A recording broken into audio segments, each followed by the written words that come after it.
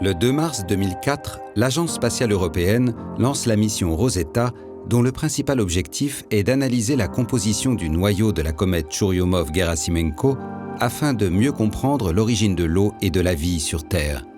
C'est un voyage de 10 années que va effectuer la sonde à travers le système solaire avant de pouvoir réaliser 2 premières mondiales, se mettre en orbite autour d'une comète et poser sur son noyau un petit atterrisseur nommé Philae.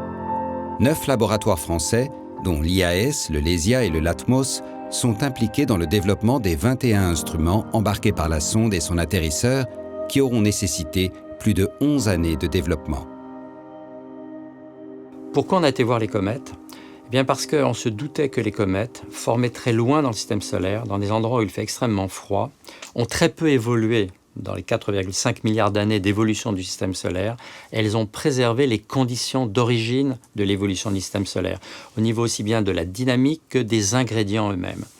Et ce qui progressivement est arrivé par la compréhension qu'on a de ce que sont les comètes, c'est que ce qui a donné sur Terre l'émergence de structures très complexes à base de carbone peut venir de molécules qui elles-mêmes étaient déjà présentes dans le matériau d'origine, dans la nébuleuse, comme on dit, protosolaire, et que les comètes auraient pu garder tout ou partie de ces molécules-là.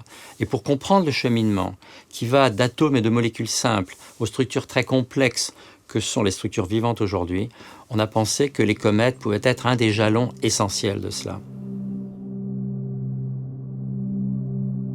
Si on s'intéresse à ce matériau d'origine, qui est bloqué dans les noyaux cométaires, c'est que quelque part on est convaincu que l'évolution du système solaire, qui a vu l'accrétion des objets qui sont devenus les planètes comme la Terre, les planètes telluriques, a incorporé une partie de ce matériau-là, et que ce sont ces glaces et ces composés carbonés présents dans le système solaire externe qui, par l'intermédiaire des noyaux cométaires, puis des astéroïdes, on nourrit les planètes internes de ce qui est devenu l'eau liquide et les composés carbonés.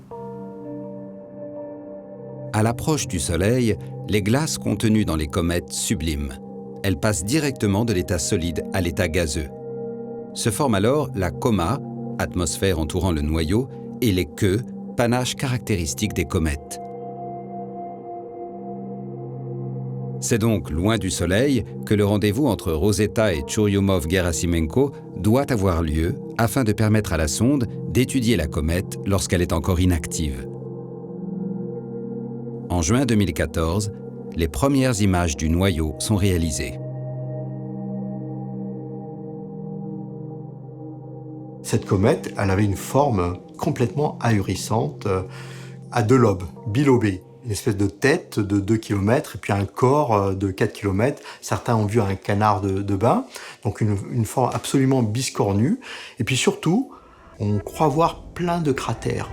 Mais en fait, c'est pas des cratères, c'est en fait des bassins qui se sont effondrés. Donc on assiste finalement à une géologie très très riche, aussi riche qu'un paysage tourmenté sur Terre. On a des falaises, des dépressions, des bassins, des fissures, mais tout ça généré uniquement par un seul phénomène, la sublimation de la glace, qui façonne finalement le paysage à la surface de la comète. Pendant plus de 2 mois, les instruments de Rosetta vont observer, cartographier et analyser la surface du noyau cométaire. Parmi eux, Virtis, spectro-imageur infrarouge, déterminera sa composition.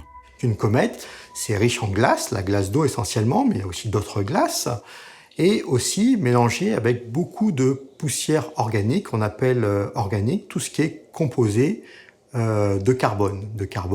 Un carbone, le méthane par exemple, c'est une molécule organique, mais ça peut aller à des molécules beaucoup plus complexes avec beaucoup de carbone. Et parmi les molécules très complexes, on a détecté une vingtaine, donc 4 nouvelles. Parmi ces molécules complexes, on a des acides aminés. Et la mission Rosetta a découvert un acide aminé particulier qui est la glycine. Et les acides aminés, c'est important pour la vie puisque c'est à la base de l'ADN. On ne pense pas qu'il y a de la vie sur la comète, mais on pense que les comètes, riches en molécules organiques, riches en acides aminés, ont peut-être pu aussi apporter la vie sous forme de kit à la Terre. 12 novembre 2014, c'est au tour de Philae d'aller analyser in situ le matériau cométaire. Vers 9h30, l'atterrisseur se détache de Rosetta et entame une chute libre de plus de 20 km en direction de la comète qui se déplace à 135 000 km/h. La descente dure 7 heures et Philae touche la surface à moins de 100 mètres du site visé.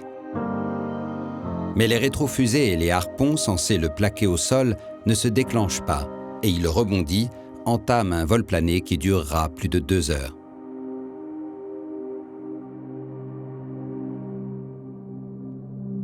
Philae s'immobilise enfin dans une position inconfortable à plus d'1 kilomètre du point d'impact initial. On sait que les batteries ont 60 heures d'autonomie.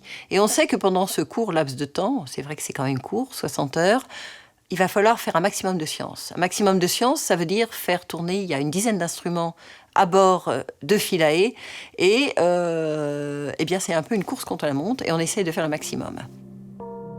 La caméra Shiva réalise une image panoramique du site d'atterrissage qui permet de se rendre compte que Philae est à l'ombre et ne pourra pas utiliser ses panneaux solaires pour recharger ses batteries. De plus, Philae est incliné. Cette position va empêcher certains instruments de fonctionner, notamment la foreuse, censée fournir des échantillons cométaires à d'autres instruments. L'instrument COSAC était conçu pour faire de l'analyse de la composition des éléments qui devaient être recueillis par la foreuse, puis volatilisés par chauffage, analysés et devait permettre de faire comme ça de l'analyse de composition du noyau. La chance extraordinaire de COSAC, c'est qu'au moment du premier rebond à la surface de Churyumov-Gerasimenko, le nuage qui a été provoqué par l'atterrissage donc de l'atterrisseur a envoyé une partie des matériaux constitutifs du noyau un peu par chance dans l'analyseur, et donc COSAC a pu faire des mesures alors que la foreuse n'avait pas fonctionné. L'analyse des résultats obtenus par les instruments de Philae et Rosetta a donc mis en évidence la présence de molécules organiques complexes au sein même du matériau d'origine du système solaire présent dans le noyau de Churyumov-Gerasimenko. La nature de la glace d'eau présente sur cette comète s'est avérée en revanche différente de celle de notre planète. Dès décembre 2014, Churyumov-Gerasimenko, se rapprochant du Soleil, devient progressivement de plus en plus active. Rosetta va pouvoir étudier ce phénomène de dégazage si particulier dans la vie d'une comète. Alors il y a deux types d'activités qu'on a détectées, une activité assez diffuse.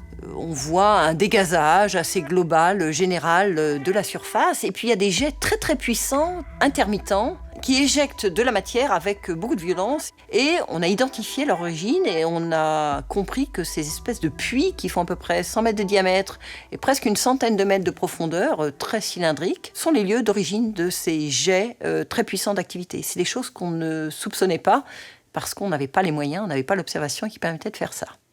Un instrument qui s'appelle COSIMA a eu la capacité de collecter des grains et d'analyser grain par grain la composition du matériau qui était éjecté.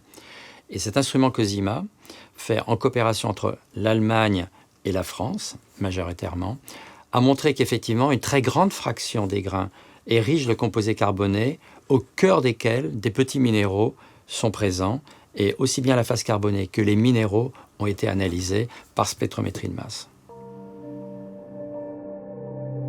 En septembre 2016, alors que la comète s'éloigne à nouveau du Soleil, la décision est prise de mettre fin à la mission de Rosetta. Après 2 années d'observation, Rosetta va rejoindre Philae en se posant à son tour sur Churyumov-Gerasimenko et fournir les dernières images de la surface lors de sa descente. Ce sont des documents uniques, ce sont des sommes de travail énormes et c'est beaucoup de temps passé. Quand on regarde ces missions, entre le moment où elles ont été conçues et le moment où on reçoit les données, il y a parfois 20 ans.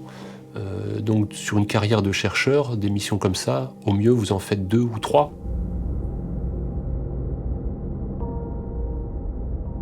C'est avec ces avancées, ces petits sondages, ces petits points de vue donnés par chacun des instruments qui sont embarqués sur les sondes que finalement on réussit à avoir une vision un peu complète des objets.